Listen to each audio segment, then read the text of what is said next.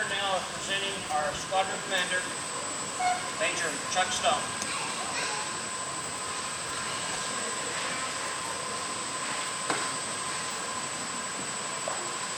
Well, welcome. What about that color guard? Were they awesome or what?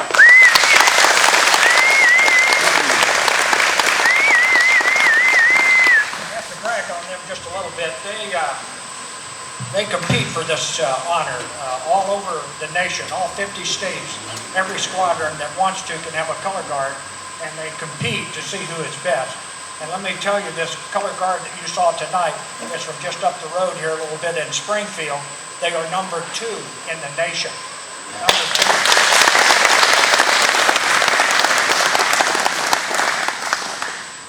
2. This is going to occur on September the 7th, Rock Lane Resort, which is right over there by Silver Dollar City. And right over on the other side of the airplane is last year's winner for the most creative cardboard boat design. It wasn't a fast boat, but it sure looked good, and it's a Navy aircraft carrier. So that was first place last year. So you can build a boat just for show. You don't have to race it. We have 24 trophies this year. This year we issued a challenge to Group 5 squadrons, and I know Joplin's coming, and also Springfield has already accepted our challenge. You know what? We got a brand new airport out here, Branson West, and it was brand new back then. And they said, we need to have a Civil Air Patrol, a U.S. Air Force Auxiliary Squadron out here. So between the 4 of us and Dick Reaver, by the way, passed away last year of cancer, and I'm sure Dick's looking down on us today, because really it was his idea, wasn't it, Tom? He was the lone initiator, and he pulled the rest of us into it, and I'm sure Dick's up there in heaven looking down and saying, good going, guys, because this is an award-winning squadron.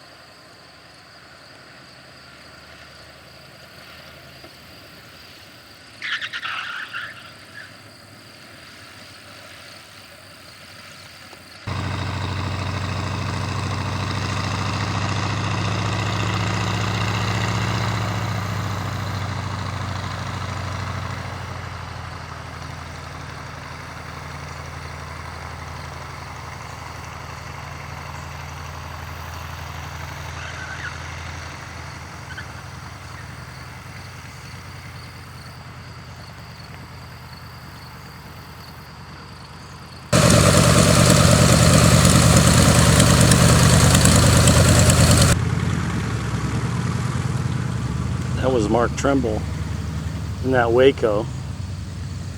Flew in from Point Lookout this afternoon. Civil Air Patrol open house. 3rd annual Civil Air Patrol open house. And this, I'm guessing, is probably Richard Cooper. They flew in tandem Wacos from Point Lookout. Gotta be hard to see over that.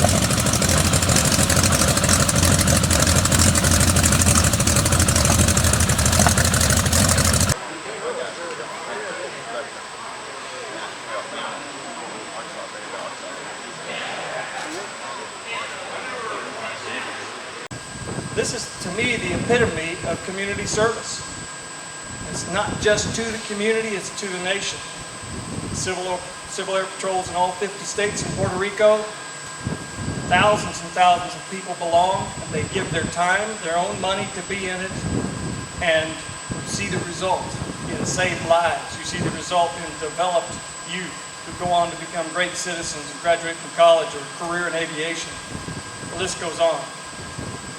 So I want to tell you that the Civil Air Patrol is an organization worth belonging to and being a part of in some capacity if you can do it.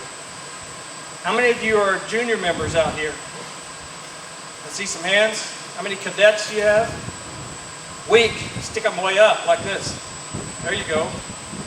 You guys, let me tell you something. If you're interested in aviation, One thing I can say with confidence is that if you continue with the Civil Air Patrol and continue from there into some aviation career, you will always have a job. Aviation is key to this nation's power. It's one of our best instruments of national power. One of the projections by Boeing says the major airlines around the world are going to need 400,000 new pilots in the next 20 years. 400,000. It's tens of thousands per year. Many of those, more than half, here in the United States. And what happened? The way it worked in the past was the military generally produced enough people, flyers, when they got out of the service they could be hired on by the airlines and meet all their needs. Today, all four services, Air Force, Army, Navy, Marines, if every single pilot got out at the end of their first commitment, they would only meet 25% of the need for commercial pilots out there in aviation in this country. So I emphasize to you, you guys are interested in a career in aviation, you also are going to have some guaranteed job security. You just have to not screw it up, because aviation happens to be one of those careers where, you know, there's a big penalty for messing it up. But any organization that a young person could belong to in the community, none have the rigor and the standards that the Civil Air Patrol requires.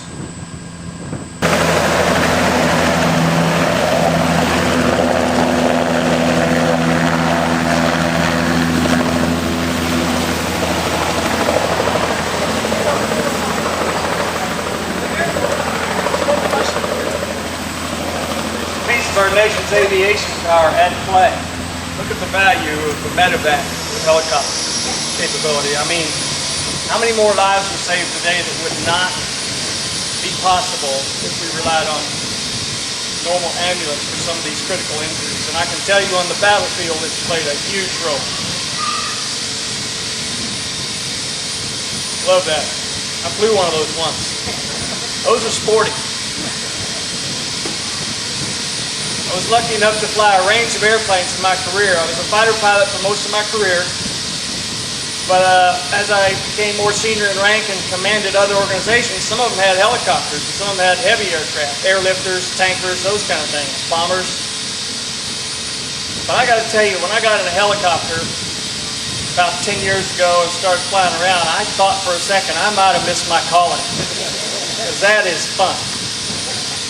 So, for you junior members, I encourage you to stay in the program, invite other youngsters from the local area to join, and there are benefits at the end.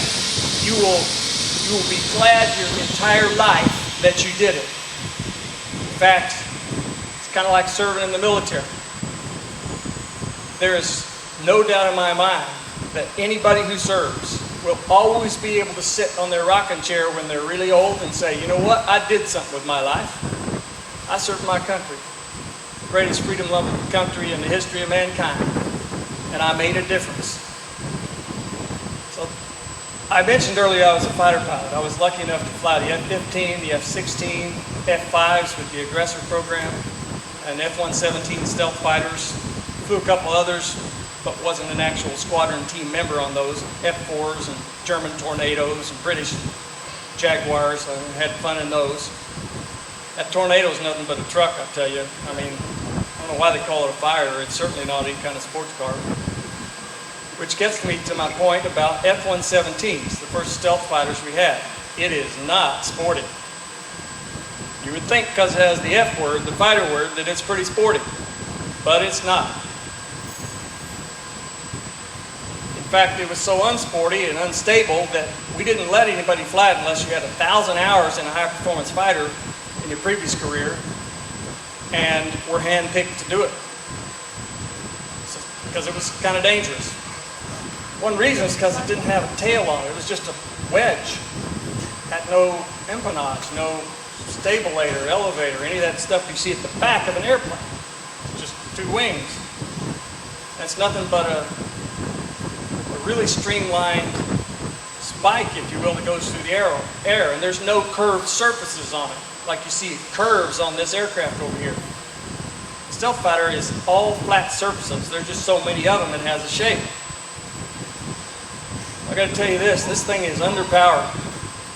When we did bring it out of the closet in 1989, after we'd flown them for 10 years, best kept secret in the nation's history, had a full wing of these things operating for 10 years, and the world didn't know we had them. 3,500 people in the organization at any given time, and none of them spilled the beans. Now, is that cool? Confidence and security? So we spilled the beans, said, okay, yep, we really have these stealth fighters, and it contributed, once Russia knew about it, the Soviet Union knew about it, it contributed to the fall of the wall and the end of the Soviet bloc.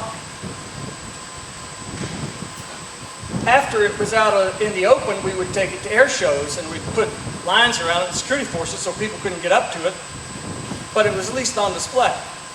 So the common question was, what propels it? After a while, we decided, make this simple, we told them anti-gravity. It levitates. Pilots will it into the air. I mean, we muscle it. We had all kinds of excuses and things we'd say. But we would end the discussion right there.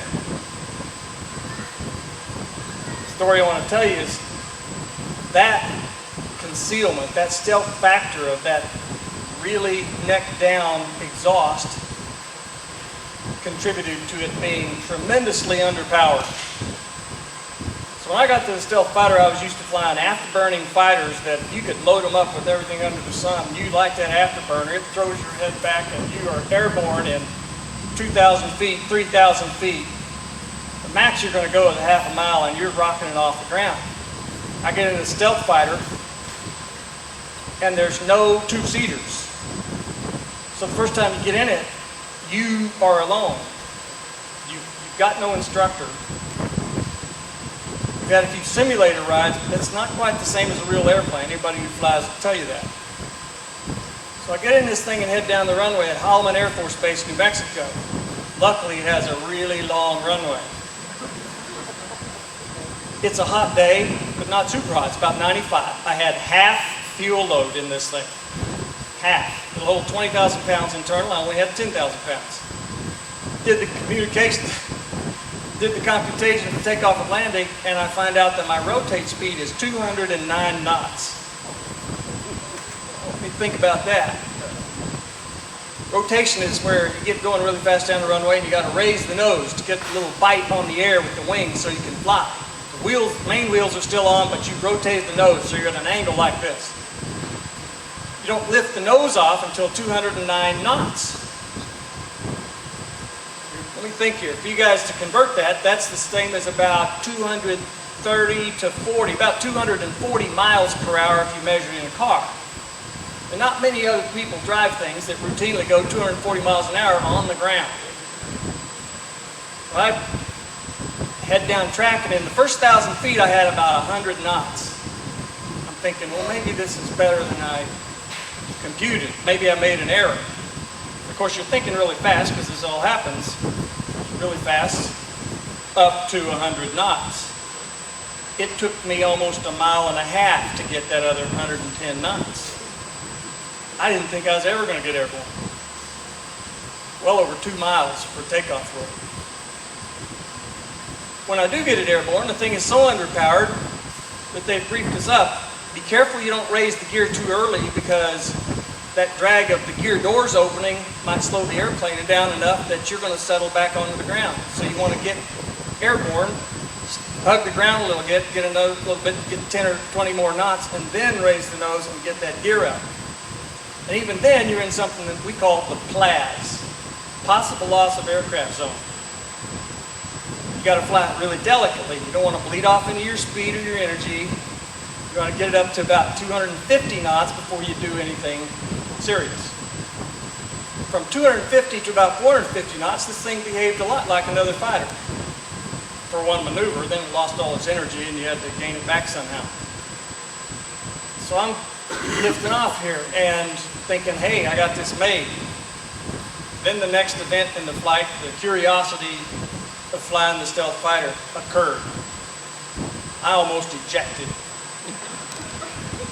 In the simulator, they simulate this noise. It's a big thump. It's from a thing called the blow-in doors.